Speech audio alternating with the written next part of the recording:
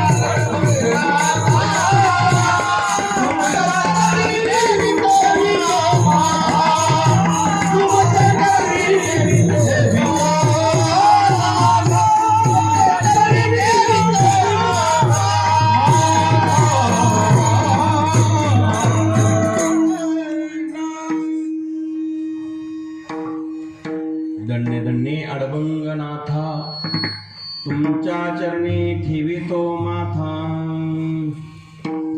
तपोज्ञान वैराग्य भक्ती स्वरूपम सदालंकृतम साधु संन्यास योगम मुखे अस्य वेदांत शास्त्रार्थ नीतिं नमो नारायण गिरिं प्रब्रह्म स्वरूपम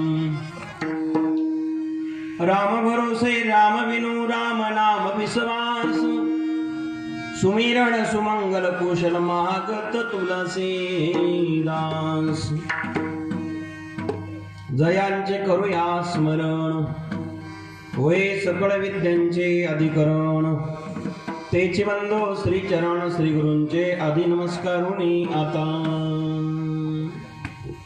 प्राप्त प्रसंगी कीर्तन रूपी सेवेकरता निवडलेला भंग ज्ञानियांचे राजे साधकांचे मायबाप संत शिरोमणी ज्ञानेश्वर महाराज यांच्या गाथेतील आपल्या सर्वांच्या परिचयाचा अभंग आज या ठिकाणी कीर्तन रूपी सेवेकरता निवडलेला आहे। या अभंगामध्ये महाराज तुम्हा जीवांना अत्यंत महत्त्वाचं मार्गदर्शन करतात।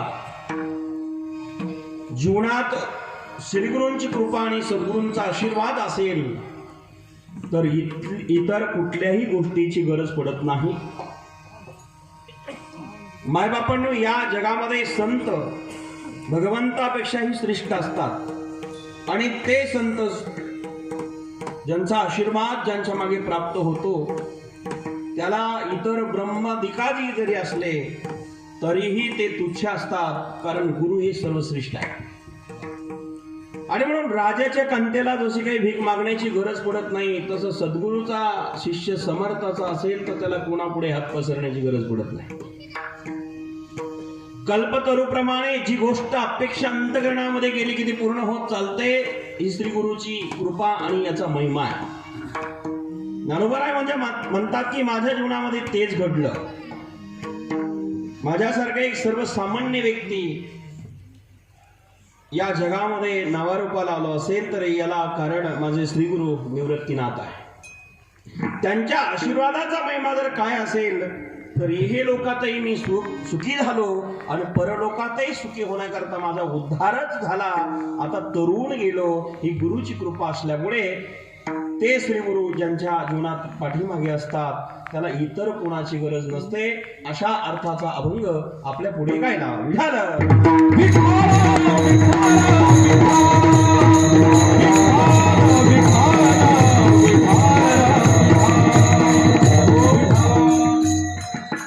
आज या ठिकाणी सालाबादप्रमाणे याही वर्षी संत श्रेष्ठ वैराग्यमूर्ती वैकुंठवासी ब्रह्मीभूत आपल्या नगर आणि महाराष्ट्राचं भूषण असणारं आपल्या गावातील महान थोर संत झालेले रघुनाथ महाराज उमरेकर ज्यांचं नाव आज महाराष्ट्राच्या कानाकोपऱ्यामध्ये सर्वांना माहिती आहे. आणि त्यांचीही 37वी पुण्यतिथी आणि त्या पुण्यतिथीतला हा 3रा दिवसाची सेवा हा प्रसंग माझ्याकडं ज्यांच्या आग्रहाने गावाच्या आणि समस्त गावकरी आणि आपल्या गावातील ज्यांनी अत्यंत चांगल्या प्रकारचं गुरुकुल या ठिकाणी निर्माण करून विद्या अध्ययन देण्याचं काम करतात ते आदिनाथ महाराज दुशिंग यांनी मला इथे आग्रह करून बोलवलं आणि आज सुंदर असणारे हे निवेदन पाहायला मिळालं. ज्यांनी महाराष्ट्र पिंजून काढला, ज्यांच्या आवाजाने महाराष्ट्राच्या कानाकोपऱ्यात असं कोणीच नसेल आध्यात्मिक क्षेत्रातला की ज्यांना ओळखत नाही, ते आज एक महाराष्ट्रातले थोर मोठे गायन सम्राट रविदास महाराज जगदाळे आज या ठिकाणी उपस्थित आहे. या गावाचं आणि परिसराचं भाग्य आहे की ज्यांनी रामरावजी महाराज भोग यांच्या बरोबर संपूर्ण महाराष्ट्रामध्ये आपला आवाज आपली कीर्ती पोहोचवलेली आहे. आणि त्यांचा एक सर्वश्रेष्ठ गुण आहे, मला वाटतं तो ढोक महाराजांच्या सानिध्यात त्यांना मिळाला असेल का उपजताचे माहीत नाही. मोठ्या पदावर काम करत असतानाही दुसऱ्याला कधी तुच्छ समजत नाही, त्यांना मनापासून धन्यवाद दिले पाहिजे. कारण खरा मोठा कोण असतो आम्ही नारायणगिरी बाबांच्या सानिध्यात राहून शिकलेलो आहे. म्हणून रविदास महाराज या ठिकाणी आहे, मला मनस्वी आनंद झाला. त्यांच्याबरोबर आदरणीय हरिभक्ती परायण ज्यांनी नेवाशा तालुक्याचं भूषण आमचे शिंदे महाराज बरोबर ना, म्हणजे बोगे महाराज आता ते पाकवादाचं करत होते पूर्वी. दोघं आहे का जमलं, पाकवादही वाजायचे, पकवाद भरायचे आणि इकडं गायलाही बे आहे. तो येणं काय हरकत नाही. महाराज इथे भोगे महाराज बंधू आणि ते इथे उपस्थित आहे. त्यांच्या समवेत हरिभक्ती परायण अनिल महाराज गरुड तेही उपस्थित आहे. दुसरे मृदुंग सम्राट हरिभक्ती परायण जे आपल्या गुरुकुलामध्ये शिकवतात ते आपल्या दरणे माझे स्नेही दत्त महाराज तेही इथे उपस्थित आहे. आपल्या गावातील हरिभक्ती परायण गोरक्षनाथ महाराज ढोकणे इथे उपस्थित आहे. ज्यांच्याकडे व्यासपीठ आहे, ज्यांनी अनेक ग्रंथ अनेक वेळेस वाचले आणि ज्ञानेश्वरी तर किती वेळेस वाचले असेल माहीत नाही, ते आमचे पाठक महाराज मात्र आवर्जून आहे. आपल्यालाही धन्यवाद.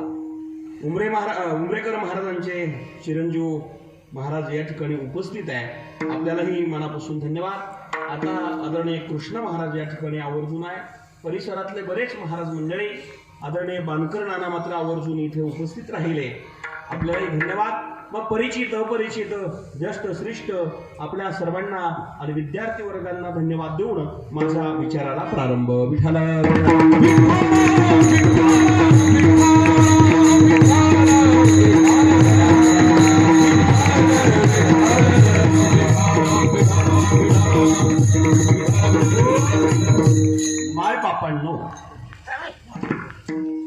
संतांची पुण्यतिथी आहे म्हणून संतांचाच अभंग या ठिकाणी सादर केला.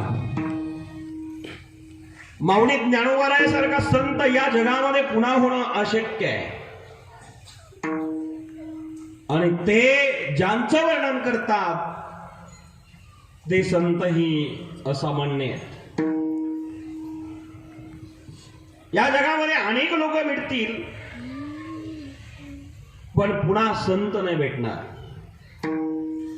कदाचित माणसं माणसाला भेटतील, संत भेटण्याकरता इतकी सोपी गोष्ट नाही.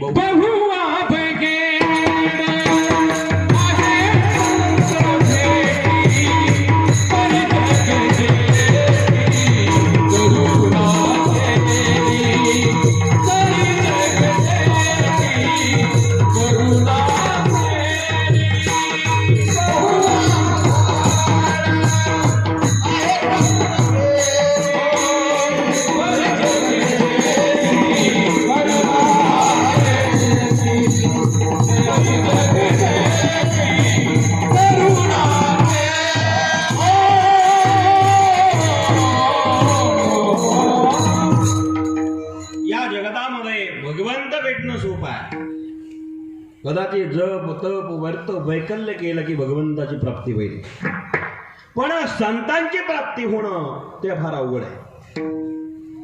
कारण संतांची भेट होणं ते अवघडच आहे, बहु अवघड, अत्यंत अवघड. मग कधी भेटतात?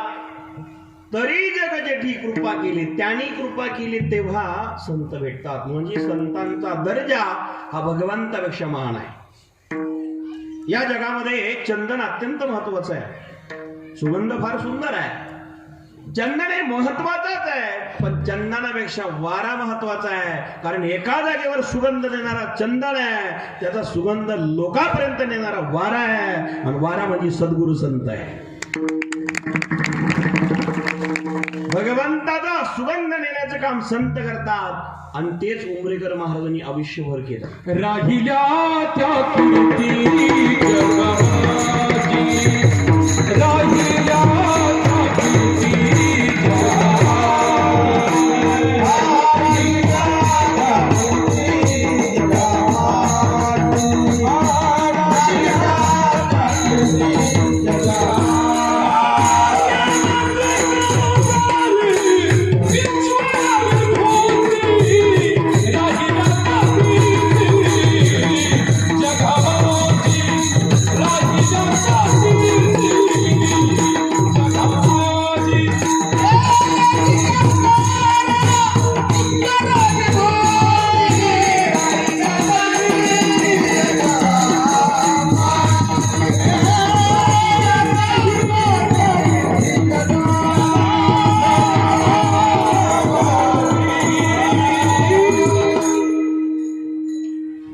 असे संत पुन्हा होणे नाही.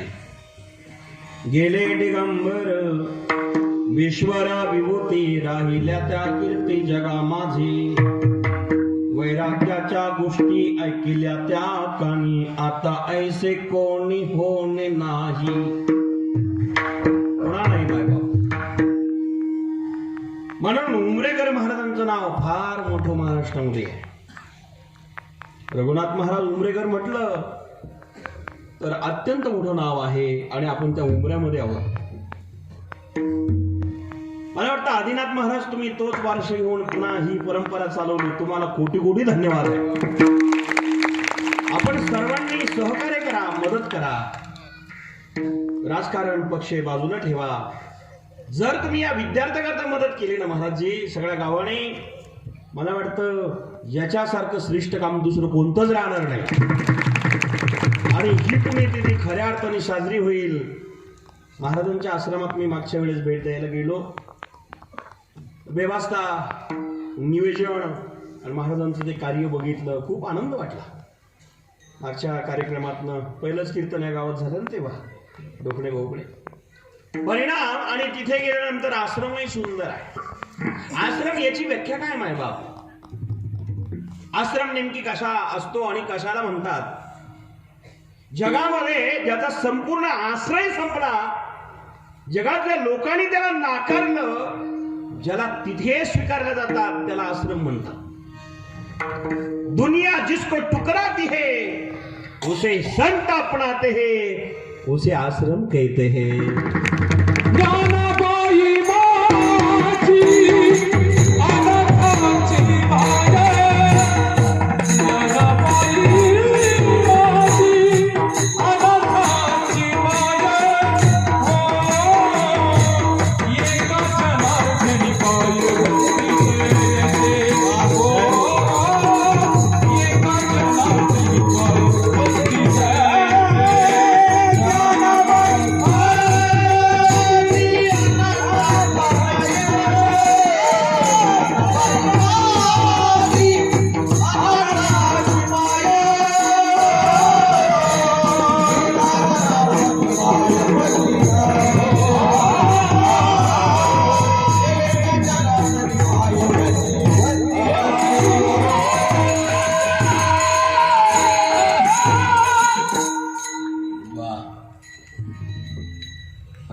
खऱ्या अर्थाने आत्ता उमऱ्यातला आवाज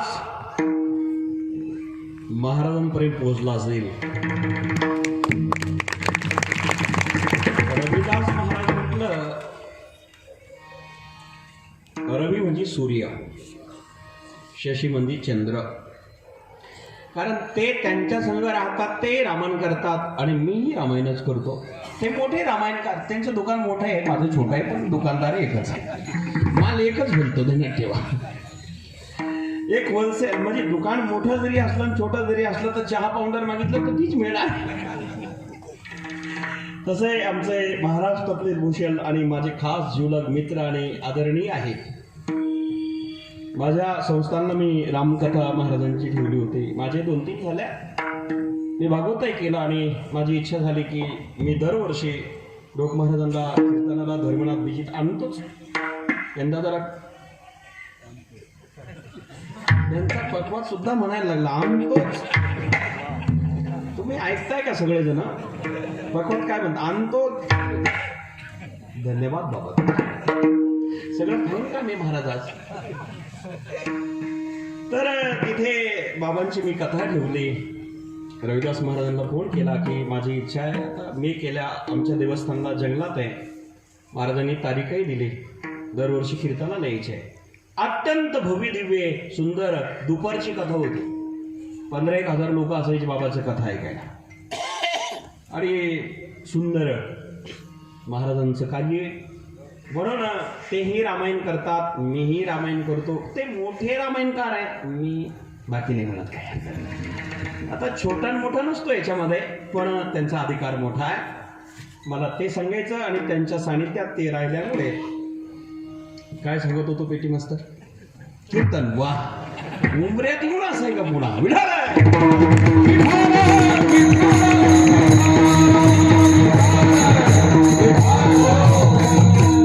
महाराजांचा आवाज गोड आहे, मला एवढंच सांगायचं आहे. आता व्याख्या करायला थोडासा वेळ कमी आहे. महाराजांना मनापासून धन्यवाद. माय बापांनो, विचार करा, संत अत्यंत महत्वाचे आहे म्हणून मी हा अभंग घेतला. आपल्या जीवनामध्ये काही भेटले नाही भेटले तरी चालेल, पण संत भेटावे. भगवंत भेटेल नाही भेटेल काही सांगता येत नाही. दगडातला देव भेटण्याकरता आपल्याकडे एवढं पुण्य नाही, आणि ते पुण्य असलं तरी भेटेलच गॅरंटी नाही. पण संत फार दयाळू असतात, फार कृपाळू असतात. त्यांच्या दृष्टीसमोर आले की कल्याणच. कारण संतातला भगवंतातला फरक जर पाहिला तर संत या जगातल्या सगळ्या लोकांना सारखं मानतात. भगवंत 2 प्रकारना मानतो. भक्त असले त्यांना जवळ घेतो, दुर्जन असले त्यांचा नाश करतो. याला भगवंत म्हणतात. भक्त राखे पाया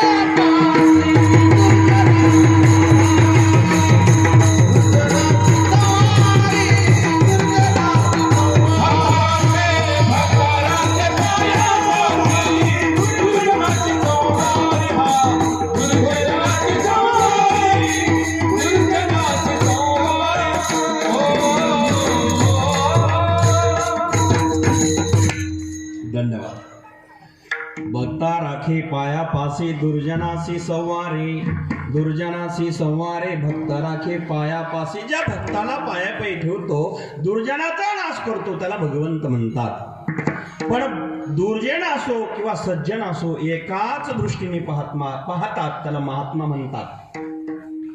अपेचक सुदुराचारो भजते माम भाग साधुरेव समंतव्य सम्यक वे वशतो हि सहा.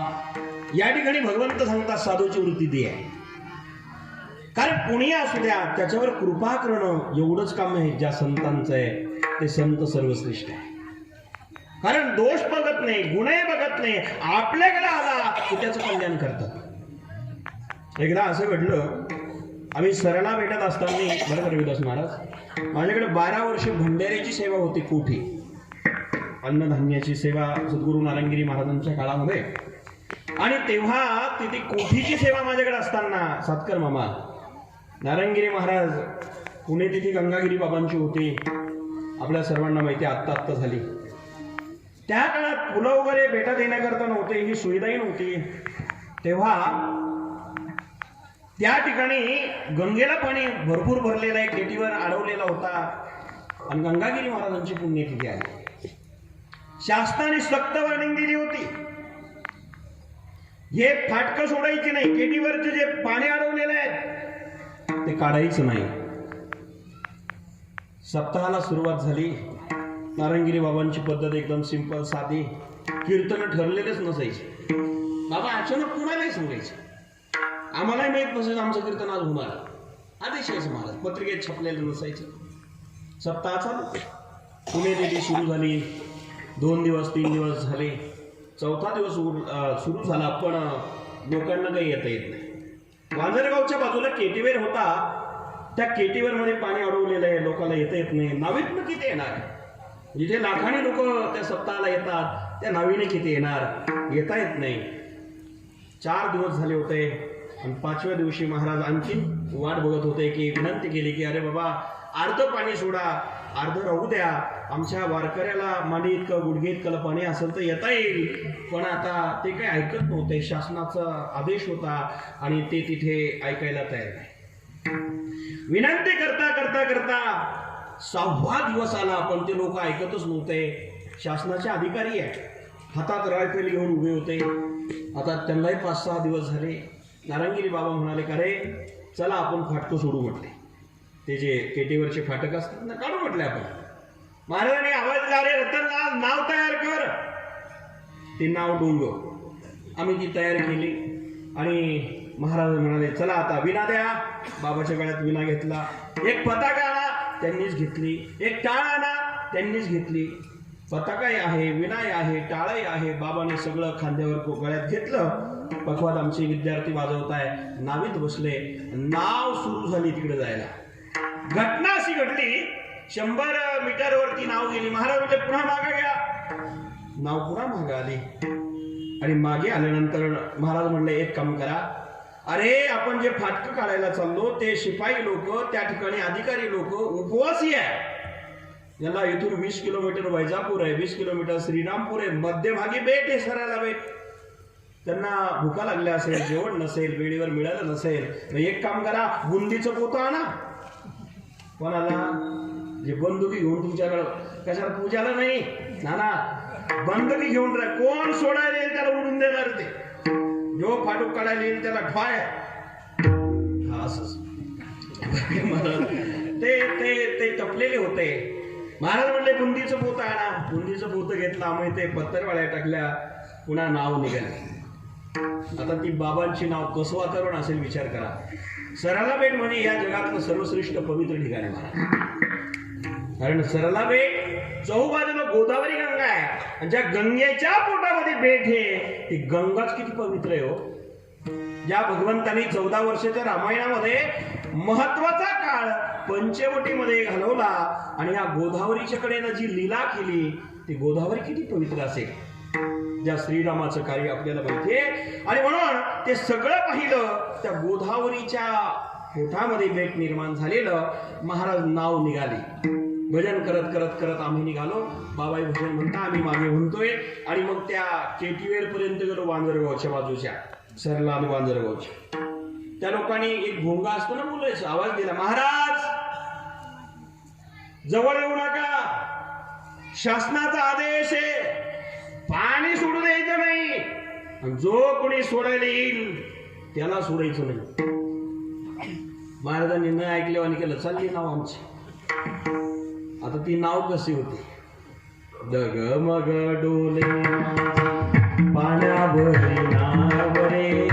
नारायणगिरी महाराज भजन म्हणताना काय आनंद वाटत असेल विचार करा. आणि ती नाव जवळ गेली. जवळ गेलं गेलं महाराज. महाराज म्हणले अरे बाबांनो, आम्ही पाणी सोडणार, फाटकं काढणार, पण एक विनंती आहे. आम्ही तर हे करणारच आहे. आम्हाला मारायचं तर खुशाल मारा, पण एक विनंती आहे बाबा, 5-6 दिवस झाले रे तुम्ही जेवले नसेल वेळेवर, चहा पाणी नाही, इथं हॉटेलची सुविधा नाही. मग आता तुम्हाला आम्ही प्रसाद आणलेला आहे, तो प्रसाद घ्या आणि मग जरा ताकद येईल हातामध्ये, मग आम्हाला मारा, आम्ही फाटकं सोडणार आहे. ऐकताय तुम्ही? जे मारायला टपले त्यांच्यावरही दया करणं हा बाणा संतांचा आहे. मायबाप ते नारायणगिरी महाराजांनी केले. कारण आपले शत्रू एक मित्र आहे, तिकडे ना बघता भूतांची ही दया भांडवल संता. म्हणून संत जे करतात ते जगात कोणाला करता येत नाही. आणि नारायणगिरी बाबांनी त्यांना जेवू घातलं. सगळे आमच्या विद्यार्थ्यांना सांगितलं पोटभर जेवले. अण्णा सांगितलं बाबा रे आता खुशाल बंदुकी घ्या, गोळ्या मारा. त्या अधिकाऱ्याच्या हातात ना टप टप टप टप टप टप त्या बंदुकी रायफली खाली पडल्या. डोळ्यातून अश्रुधारा सुरू झाले आणि ते म्हणाले नवकरी गेली तरी चालेल, पण महाराज आता तुम्ही फाटकं काढू नका, आम्हीच काढतो. हे परिवर्तन महाराज, हे परिवर्तन. संत काय करून घेतील सांगता येत नाही. मला सांगायचं तात्पर्य जे आहे, जे आपले मित्र आहे की शत्रू आहे तिकडे न बघता त्यांच्यावर फक्त कृपा करत राहणे, आशीर्वाद देत राहणे, हे कार्य श्रीगुरूंचं असतं. असे श्रीगुरु ज्याच्या जीवनामध्ये प्राप्त होतील त्याला इतर गोष्टीची कदर किंवा लेखा करण्याची गरज नाही. पहिलं श्री गुरु सारी खा, श्री गुरु सारी खा, श्री गुरु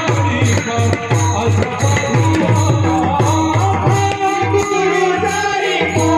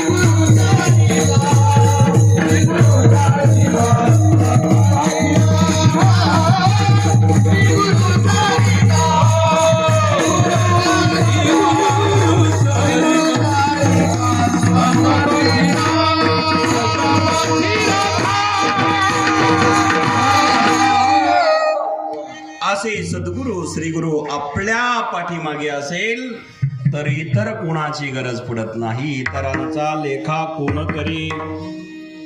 म्हणून मायबापांनो, या जगामध्ये गुरु जे करून घेतात, शिकवतात, करतात ते जगात कोणालाच करता येत नाही. निष्ठा गुरुवर असावी लागते.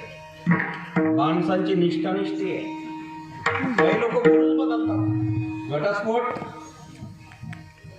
अरे गुरु बदलण्याची गरज नाहीये. गुरुकर बघण्याची दृष्टी बदला, कल्याण झाल्याशिवाय राहणार नाही. माय बापांनो, विचार करा. या जगामध्ये सर्वश्रेष्ठ आहे ते गुरु. गुरु हा संत कुळी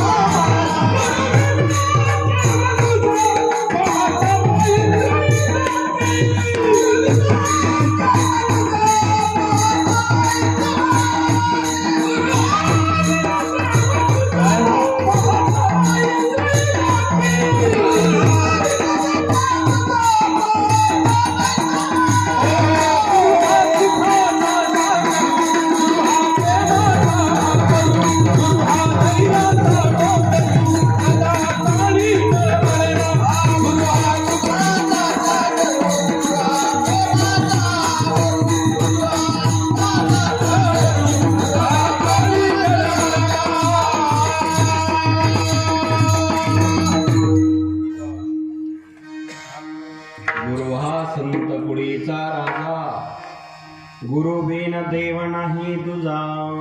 मायबाप म्हणून संतांना गुरुदेव म्हटलेलं आहे. या जगामध्ये देव आहे पण संत गुरुदेव आहे.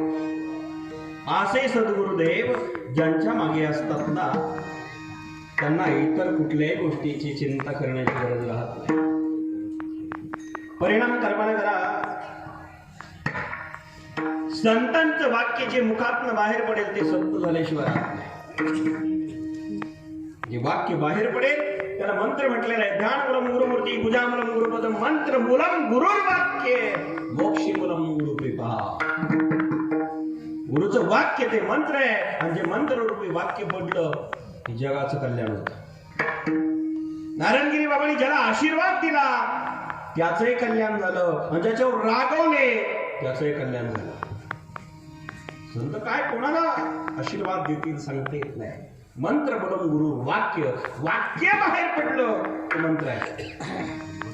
आज रघुनाथ महाराजांच्या आशीर्वाद या परिसराला आणि आपल्या जिल्ह्याला, त्यांच्या आशीर्वादामुळे आज 37वी पुण्यतिथी होते. माणसं गेले की एकच घालतात हो, त्याला मी श्राद्ध म्हणतात. सरल्या जातं, श्राद्ध होतं, कोणाला पुण्यतिथी म्हणतात. जे पुण्य केलेलं आहे त्याचं स्मरण म्हणजे पुण्यस्मरण. पुण्यतिथी पुण्याची पुंजी ज्यांच्याकडे होती त्यांची पुण्यतिथी होती, माणसाची नाही होती. माणसाची पाप तिथी सुद्धा होत नाही, पण पुण्यतिथी कोणाची होती? ज्यांच्याकडे आहे त्यांची. मग ते संत पुण्य कसं करतात? सहज सहज करतात. सहज कर्म ते झाले ब्रह्मार्पण. त्यांचं कर्म सहज सहज करत असतात. कारण आम्ही नारायणगिरी बाबांच्या सानिध्यात जेव्हा पाहिलं, मला वाटतं नारायणगिरी बाबा एक कलियुगात ते असे महान संत झाले. आत्तामध्ये भास्करगिरी बाबाशी चर्चा करत असताना त्यांनी सांगितलं की नारायणगिरी महाराज या कलियुगातील सर्व शक्तिमान संत झाले. कारण त्यांच्याकडे ज्ञान होतं, त्यांच्याकडे वैराग्य होतं, त्यांच्याकडे तपही होतं आणि त्यांच्याकडे अधिकारही होता. जर तसा वाकडा आला की खतरनाक बाबा होते, साधा आला तर साधे होते. बाबाचा श्लोकच आहे, तपोज्ञान वैराग्य भक्ती स्वरूपम सदालंकृतम साधू संन्यास योगम. तप आहे, ज्ञान आहे, वैराग्य आहे आणि पुन्हा भक्ती आहे. कीर्तनात रंगल्यानंतर एवढे बाबा रंगायचे. बाबा दुसऱ्याला विचारायचे, अरे किती वाजले रतनलाल? महाराज 3.5 तास कीर्तन झालं, अर्धा तास बाकी आहे ना. पुन्हा विठ्ठल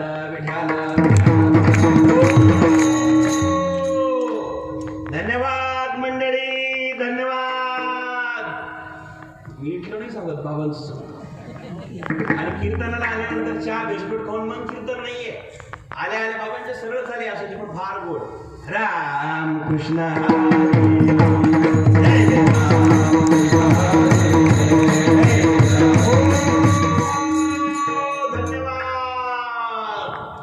नामनाचा स्वर असायचा.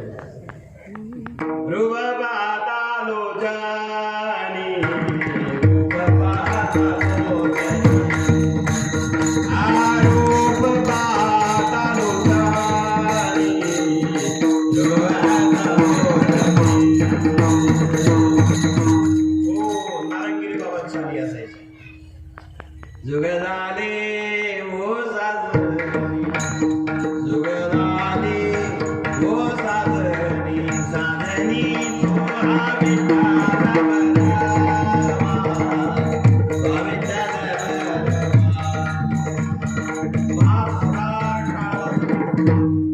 बाबा चाली म्हणायची. 5,000 टाळ वाजायचे गंगागिरी बाबा सप्ताह. विचार करा, सर्व जुगाचे आगे सर्व जुगाचे फार गोड बोलायचे. सर्व सुखाचे आगर बाप रखुमा देवीवर, बाप रखुमा देवीवर, वा विठ्ठल भरवा, वा विठ्ठल भरवा, विठ्ठल भरवा.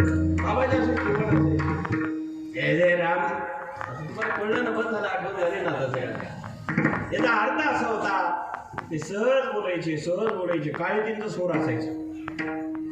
अरे रतनलाल लग्नाचा स्वर असायचा फार फार कधीच होत.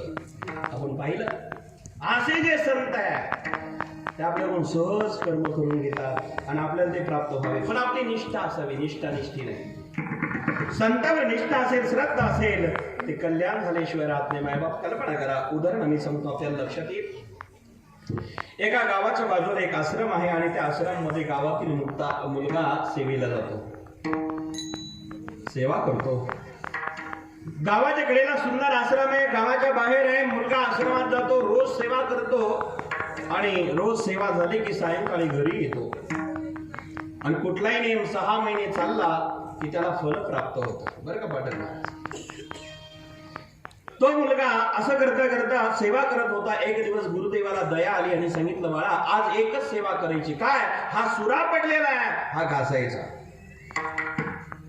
ठीक आहे गुरुदेव. सुरा घासायला लागला.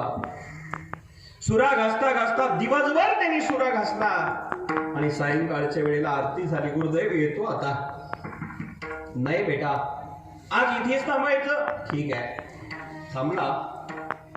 सर्व दिनचर्या झाली, नित्यनेम आटपला आणि गुरुदेवही झोपले आणि त्या शिष्याला आज आश्रमात थांबवलं. मध्यरात्रीचा प्रसंग. रात्र चिरमंती शांत झालेली आहे आणि मध्यरात्रीच्या प्रसंगाला गुरुदेव झोपले, तो शिष्य झोपलेला आहे. आणि तेव्हा मध्यरात्रीच्या प्रसंगाला गुरुदेव उठले आणि ज्या शिष्याने दिवसभर सुरा घासला होता त्या सूर्यापर्यंत गेले आणि तो सुरा घेतला. आता आश्रमात कोणी नाही. गुरुदेव तडा तडा तडा तडा तडा तडा तडा तडा चालत त्या शिष्यापर्यंत पोहोचले आणि जिथे शिष्य झोपलेला होता त्या शिष्याच्या छातीवर पाय दिला. दोन्ही पाय बाजूला ठेवले, एका हाताने छाती धरली, एका हातात सुरा घेतला. मध्यरात्रीचा प्रसंग होता. कोणी त्या ठिकाणी नव्हतं. गावाच्या बाजूला आश्रम होता. ज्या गुरुवर निष्ठा ठेवली होती, ज्या गुरुवर श्रद्धा ठेवली होती, ते गुरु आज आता सुरा घेऊन दोन्ही पाय बाजूला केले, छातीवर बसलेले होते आणि एका हातामध्ये सुरा आहे, दुसरा हात छातीवर आहे. छातीवरचा हात ज्या वेळेस स्पर्श झाला कळालं शिष्याला जाग आली. जाग आल्या बघितलं चित्र. दिवसभर मी ज्या सूर्याला घासत होतो तो सुरा आज माझ्या गुरुदेवाच्या हातात आहे.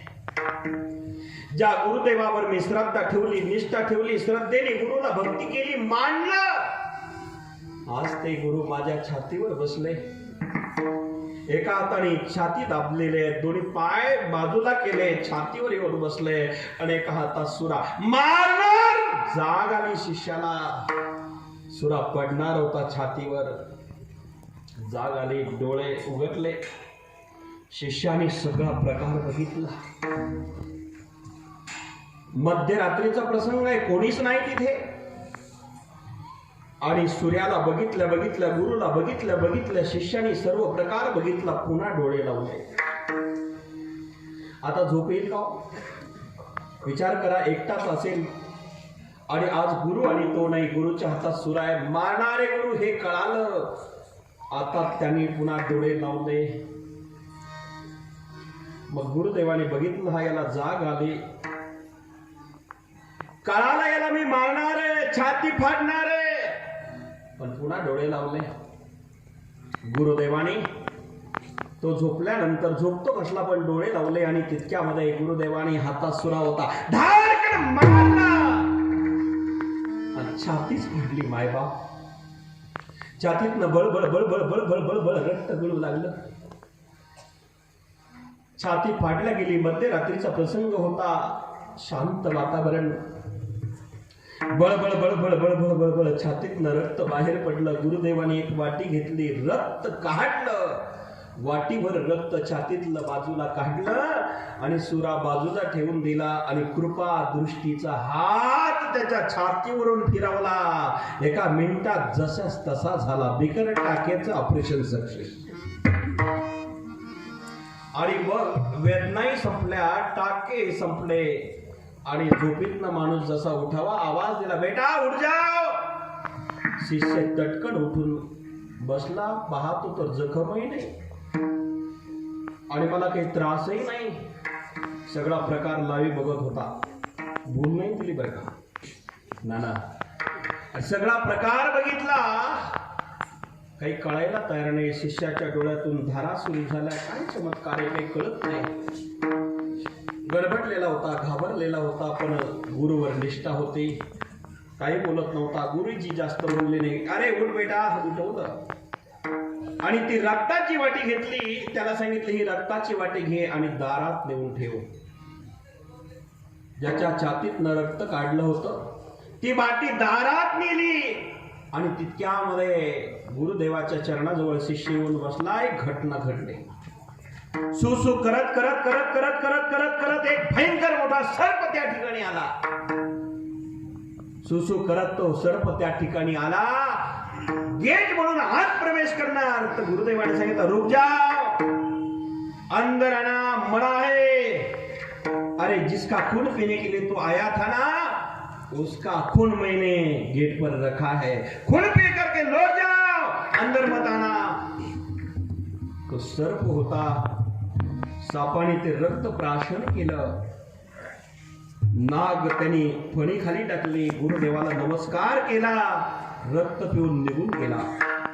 हे कोण बघतं? शिष्य आणि गुरु. याला तर काही कळायलाच तयार नाही. सगळं झाल्यानंतर गुरुदेवाला यांनी विचारलं, गुरुदेव हा काय प्रकार आहे? मग गुरुच्याही डोळ्यातून आसू आले. बाळा मला शिष्य अनेक भेटतील रे, पण तुझ्यासारखा नाही. कारण तुझ्यासारखा नाही. कारण तुझी निष्ठा, श्रद्धा, भक्ती, प्रेम अप्रतिम आहे. आणि हे गुरुला न सांगता कळतं. तेव्हा अरे तुझ्यासारखा शिष्य पुन्हा मिळणार नाही. तो सर्प नव्हता रे, साधारण साप नव्हता. तो साक्षात काळ होता. तुझा रक्त पिण्याकरता आला होता, तुझा प्राण नेण्याकरता आला होता. पण मला दया आली, तुझ्यासारखा शिष्य काही दिवस या जगात राहावा म्हणून मी काळाला मागं पाठवलं. आज काळालाही मागं पाठवण्याची ताकद गुरुमध्ये आहे. आणि याला म्हणतात निष्ठा. श्रद्धा असेल, निष्ठा असेल, या जगामध्ये काही अशक्य नाही. आमच्या सद्गुरू नारायणगिरी महाराजांची कृपा एका सामान्य विद्यार्थ्यावर झाली. तो अरुणचा अरुणनाथगिरी झाला. याला कारण नारायणगिरी. माझं शिक्षण पहिली नाही आहे. मला शाळा माहीत नाही. दुसरी पर्यंत कसं तरी पास दाखलाय महाराज. पण नारायणगिरी बाबाने एका गादीचा महंत केला. मला एकच सांगायचंय, संत कृपा आणि गुरुकृपा याच्यापेक्षा जगात काहीच श्रेष्ठ नाही. आणि म्हणून आज ज्यांची पुण्यतिथी आपण करतोय ना, अभंग सुटला नाही तरी चालेल, पण त्यांची कीर्ती सुटू नये हा मी प्रयत्न करतोय. विठाल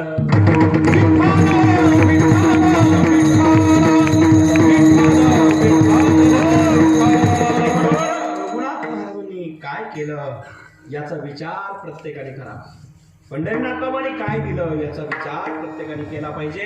आणि म्हणून असे श्री गुरु ज्यांच्या जीवनात मागे असतात त्याला इतर ब्रह्म, इंद्र, चंद्र, ब्रह्माधिका याचीही गरज नसते. म्हणून संत सर्वश्रेष्ठ आहे. कशा पद्धतीने संत श्रेष्ठ असतात? जशी पत्नीला पती आपला मिळाला की तिला तो सर्वश्रेष्ठ असतो, तसं शिष्याला गुरु मिळाला की या जगात काही कमी अर्थ नसते. कल्पना करा, एखादी गरीबाची मुलगी आहे, गरीब आहे, बाप गरीब आहे, पण जंगलात राहतो, अरण्यात राहतो, आणि मुलगी फार सुंदर आहे. मुलगी सुंदर आहे, सुकुमार आहे, रूपवान आहे, तुलवान आहे, शीलवान आहे, हे सगळे सद्गुण तिच्यामध्ये आहे. पण बापाकडे लग्नाला पैसे नाही म्हणून लग्न जुळत नाही. त्या जंगलामध्ये झोपडीत राहणारी मुलगी, तेव्हा तिथे राजा त्या जंगलात जातो आणि राजाने त्या जंगलात गेल्यानंतर झोपडीमध्ये पाणी पिण्याच्या निमित्ताने त्याची दृष्टी त्या मुलीवर जाते आणि मुलीच्या बापाला राजा एकच प्रार्थना करतो, "भाऊ, तुमची इच्छा असेल तर तुमच्या मुलीचा हात माझ्या हातात देतात का? माझे लग्न बाकी आहे, अजून मी राजा आहे, पण युवराज आहे, राजा झालो नाही, लग्न नाहीये माझं झालेलं, तुमच्या मुलीचा हात देता का?" आणि कोणता बाप अभागा आहे? आपल्या देशाचा राजा जर मुलगी मागत असेल याच्यापेक्षा स्थळ कोणतं श्रेष्ठ आहे? परिणाम बाप आनंदाने तो आपल्या मुलीचा हात घेतो आणि त्याच्या हातात देतो आणि तिच्या संग लग्न लावून देतो. आता मुलगी गरीब राहिली का? आतापर्यंत भिक्षा मागून खाणारी मुलगी एकाची पट्ट राणी होती, आता ती भिकारी नाही, आता ती दुर्बळ नाही, राजाने केले ना. दुर्बळाची कन्या समर्थाने केली, अवदासा निवाली, दरिद्राची दरिद्री निघून जाते आणि मग ती राणी होते. आता राणी झाल्यानंतर तिला काय कमी पडणार आहे? राजयाची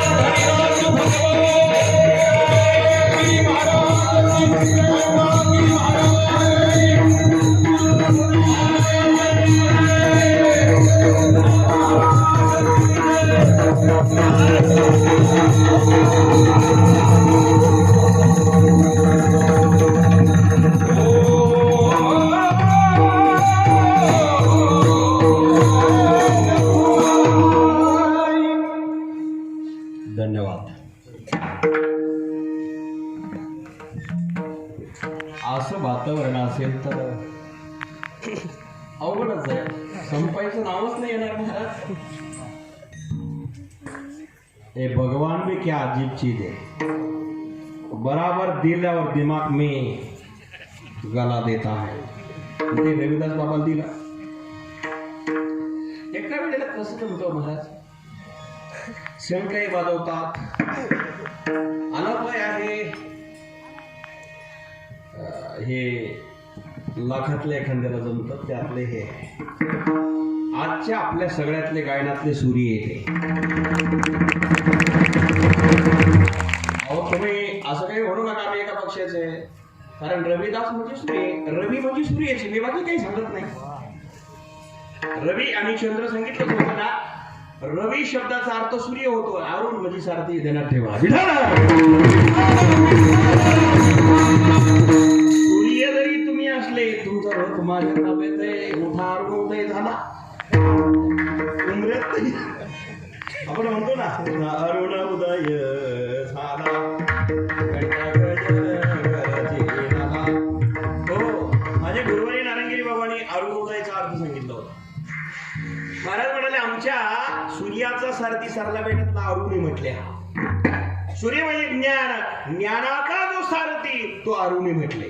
बाबाचा अर्थ तो सांगायचं फार पद्धत वेगळी होती. असो तसे आज ते सूर्य आहे पण त्यांचा रथ माझ्या ताब्यात आहे, घरी ठेवायचं बरं का महाराज, कुठे थांबवायचा म्हणजे नोकरीत बाकी नाही. तर याचा अर्थ माय बापांनो, राजाच्या कांतेला कसे भीक मागायची गरज पडत नाही, तसंच आहे समर्थ सद्गुरूची कृपा झाली की मग कोणालाही कोणापुढे हात पसरण्याची गरज पडत नाही.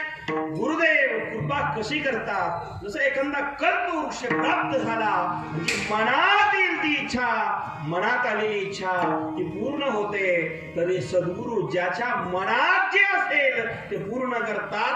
ज्या झाडाखाली बसल्यानंतर त्याला काही कमी पडत नाही, तसं सद्गुरूच्या कृपा दृष्टीच्या सावलीखाली, झाडाखाली अर्थात सद्गुरूच्या कृपेखाली जो असतो त्यालाही काही कमी पडत नाही. तिसरं चरण कल्पवृत्ती जो कोणी पैसा